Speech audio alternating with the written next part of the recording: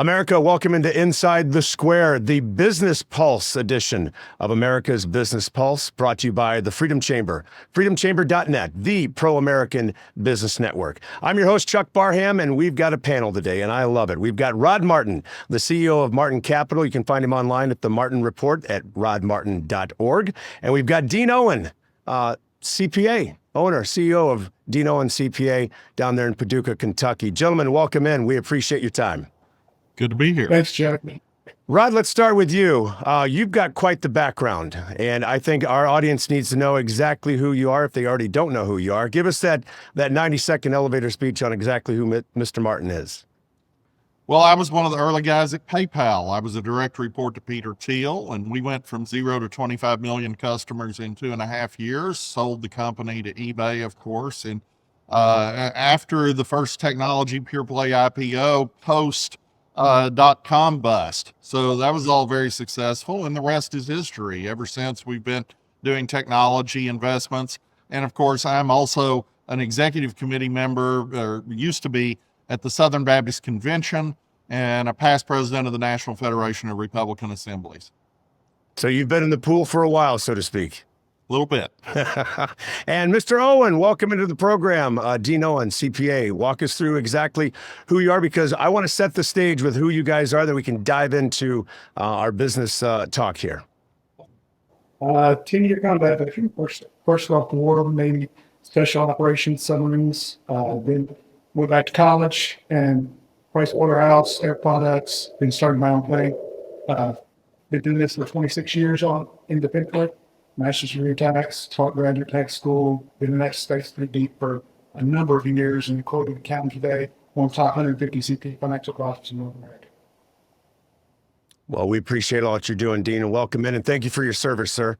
We appreciate you.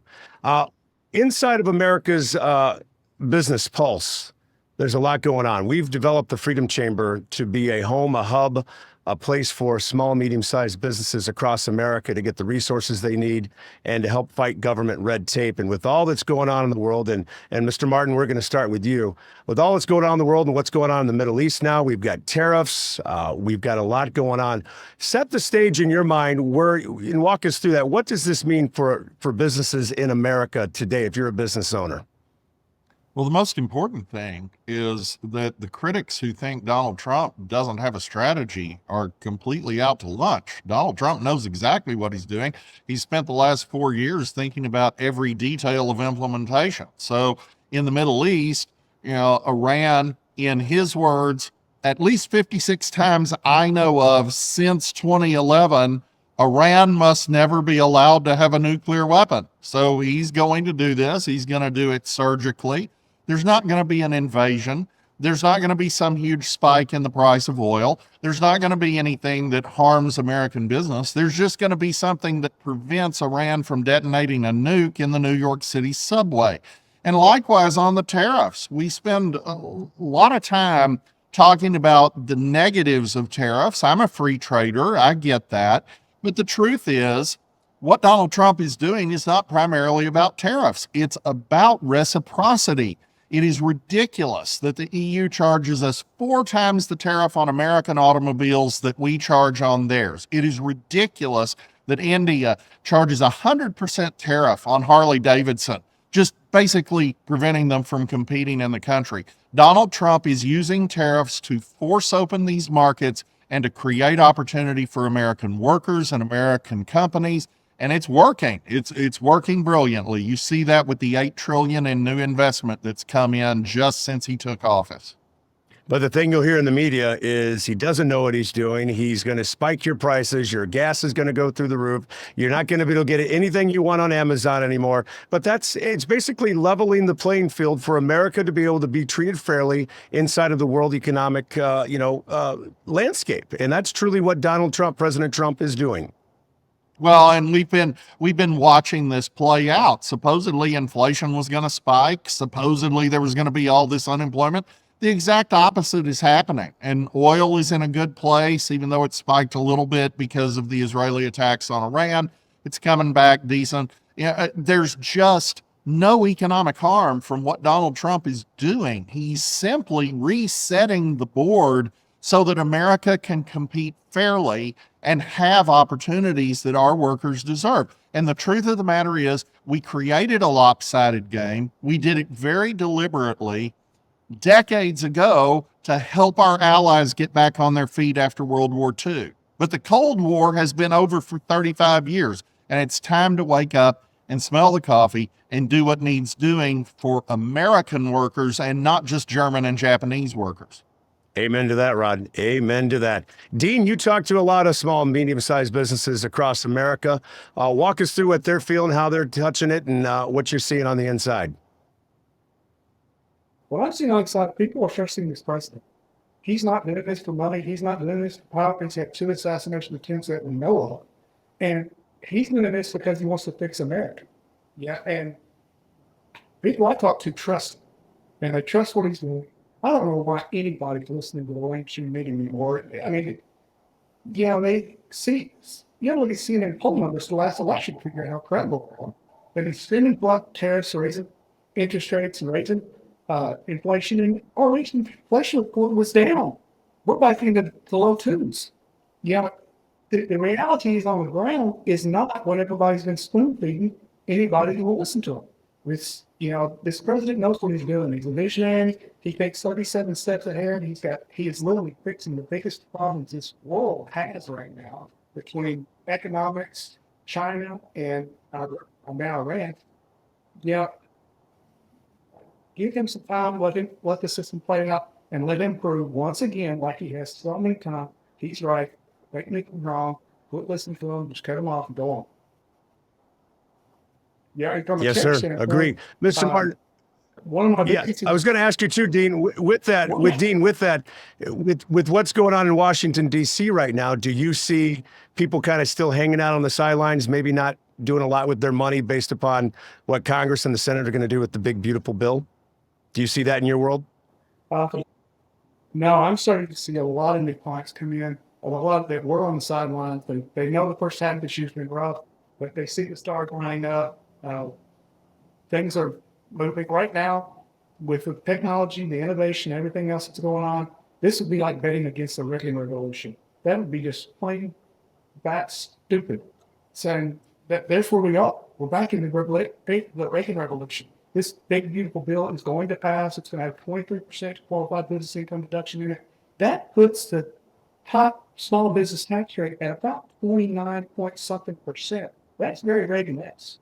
Now, it's not going to have as big effect as the Reagan bill because Reagan went from 70 to 28%. But nonetheless, we had a booming economy under our tax bill. We're going to keep that moving. We're going to make it better. We're going to run people into the workforce with no tax on tips, no tax on overtime. And the people who work for tips and who work overtime are the ones that are most likely out of the labor force. We're going to bring it in. We're going to have a tax on remittances going overseas. It's about 3.5%. Nobody models that because you can't, CBO's not about to give Trump credit for anything smart he's doing, but that's going to bring in trillions of dollars. His new gold passport, that's looking to raise probably $1 trillion. So there's things in this bill that are going to offset the CBO not giving credit for. The CBO's been on. The only big right more often CBS, or the only time the other people get the estimates right more often than CBO. CBO has an absolute perfect record of failure to any kind of tax cut. They're going to be against it. The deep state insiders, they like big government, they don't like Trump, so they're going to score it badly. It's just what's going to happen. Ignore them. Thank you, sir. Thank you, Dean. Rod, as a gentleman that's been in the game and at the top of his game, as an entrepreneur, is now the time to really make sure you're ramped up and sealed and ready to go with what's going on and you can see down the road in today's economy? Absolutely. You should be in now. You should Agreed. be in now when things are cheaper than they're going to be.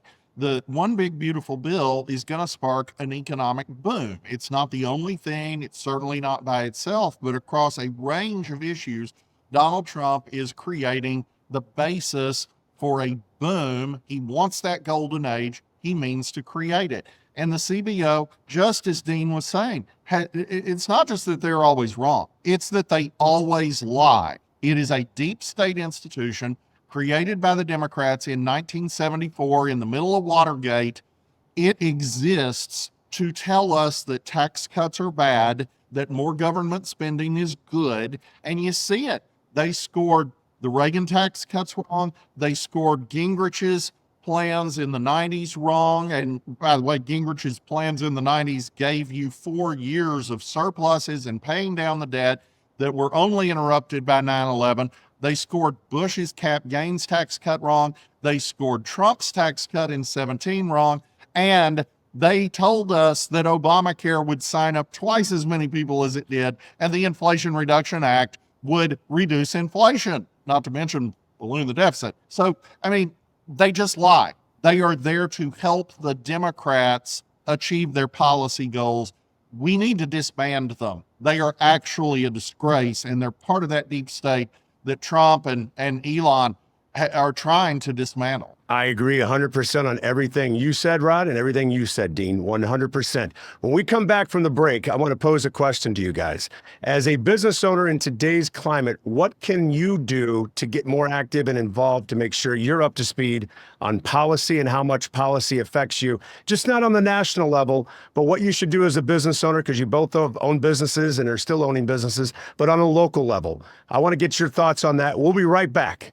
The old cliche, there is strength in numbers, is very true. You can be a small mom and pop company, and maybe you by yourself can't really swing anything, but put together, I don't know, 20,000 mom and pop companies. Now that could do something right there. Business owners, it is time to connect, unite, and show our strength in numbers. We need to unite our voices and fight back. My company is proud to be a founding member of the Freedom Chamber, the pro-American business network. Join today at freedomchamber.net. America, welcome back to the Business Pulse, brought to you by the Freedom Chamber, the pro-American business network.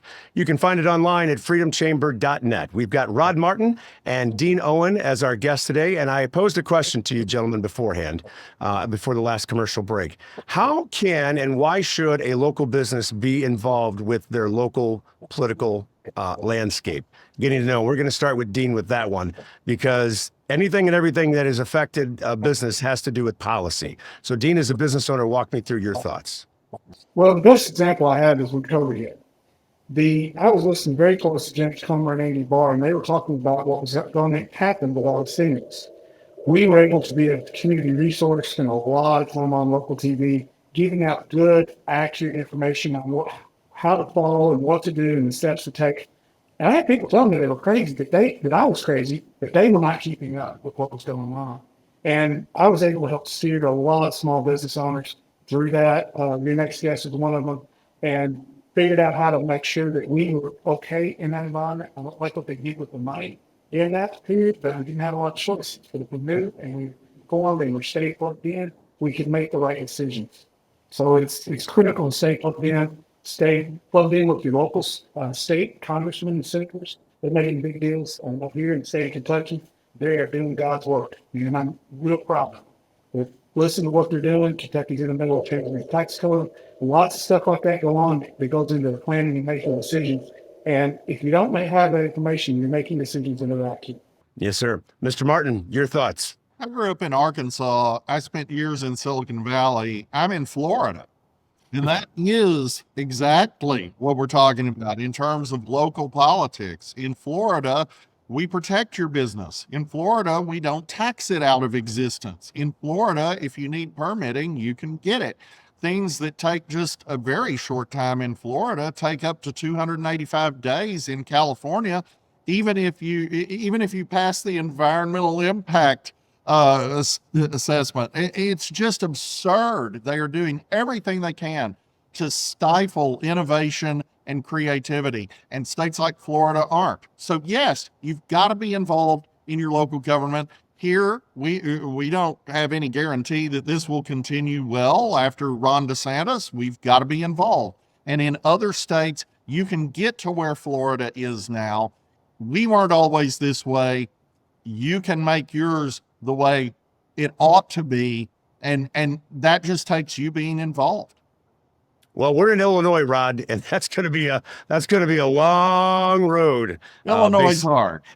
Yeah, that should be their new motto. Illinois is hard. Yes, on every aspect.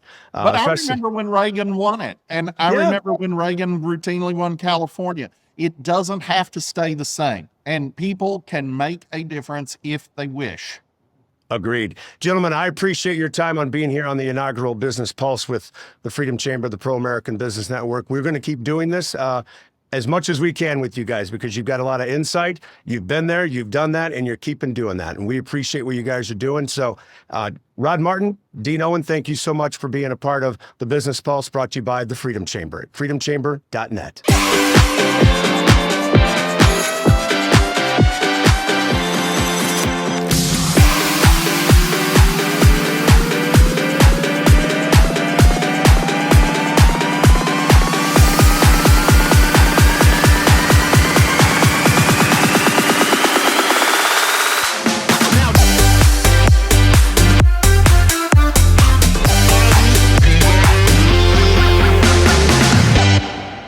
Welcome back, America, to the Business Pulse, brought to you by the Freedom Chamber at freedomchamber.net, the Pro-American Business Network. And inside of the Freedom Chamber, one of those businesses you can find is HHO Carbon Clean Systems. And we've got Jared English, the CEO and founder of that. Jared, welcome back and welcome in. Thanks, Chuck. Appreciate it.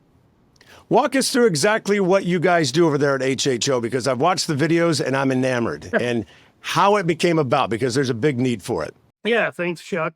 Thanks for having me on, and we're excited to be a member of the Freedom Chamber. HHO came about. We saw a need in the industry because we fight a lot of government regulations. We have these nasty emission systems on all these diesel engines and diesel vehicles. They're really expensive to upkeep. They have high failure rates, and the old way of doing it was just replace those components. Well, through some innovative ideas that we had several years ago, we developed some technology to kind of step in and make those systems last longer. We use on-demand hydrogen. We do it as a mobile service. We go right to our customers, clean them right there on the spot. We also franchise the company, so we're a franchisor, offer the same business model to other people. They can partner with us and have their own mobile service in their area. But yeah, I mean, my whole career has been in the automotive and diesel repair industry since I was in high school in the 90s. It's all I've ever done. And, you know, we see the same problems over and over and over again. And I knew there had to be a better way to maintain these things to make them last longer. And that's exactly what we did. So one day, Jared woke up and said, I'm tired of hitting my hand with the hammer. It hurts. Right. I'm just going to stop doing that. And I'm going to find a way to do it. Hydrogen seems to be, I've said this for years, hydrogen seems to be a path forward for a lot of things that can get done in America and around the world, and done very cheaply and very and good for the environment as well. Hydrogen's abundant everywhere. How did you stumble across this? Was it a lot of trial and error? Was it something I said to myself, hey, I know I can do this. This is what we're going to do, and this is how we do it? Take us through that. Yeah, so, you know, I had the idea, and, you know, then I had to figure out how to make hydrogen, how to build the equipment, which in the United States, you know, there's just not a lot of infrastructure, people messing with hydrogen and producing hydrogen. So we built some equipment in my home shop. I owned an automotive repair shop for 20 years, so I did this in my home shop. We started testing it, figuring it out, and some buddies of mine came in early on and said, hey, we want to be a part of this, and we launched it. Unfortunately, the same month we launched it was the same month that everything shut down for COVID. It was March of 2020. But we kept going, and we actually did really good during COVID because we're a mobile service, which was super popular during COVID. We were able to do a lot of the work without having to have face-to-face interactions with customers. And so it worked out pretty well. That's what led us to franchise the company. Early on during COVID, we had to make some decisions. We couldn't hire people to scale, so we ended up franchising and going that route to scale the company.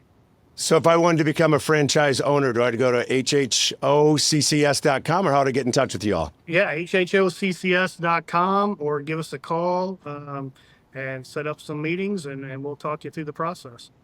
Excellent. Now, I got to ask, as you were going through that process, did anything ever blow up? There was, you know, we had a few minor explosions, but, you know, hydrogen's really safe unless it's contained, right? So Sure. It was, you know, it's not that big of a deal. We tested a few things and had a few little explosions, but nothing major. I always love that. I mean, I'm still a kid at heart. You know, Right. 54 years old, I like to see stuff get blowed up. But you got to have all your fingers and toes after it gets That's done right. blowed They're up. all still here. 5 and 5, baby. That's it. right. So HHO Carbon Clean Systems. Jared, can they call you directly, or how should they get in touch with you guys over Yeah, there? call us directly, 1-800-278-6343. Call us anytime. That's why we're here. It's the Freedom Chamber, the Yeah. Pro American Business Network at freedomchamber.net.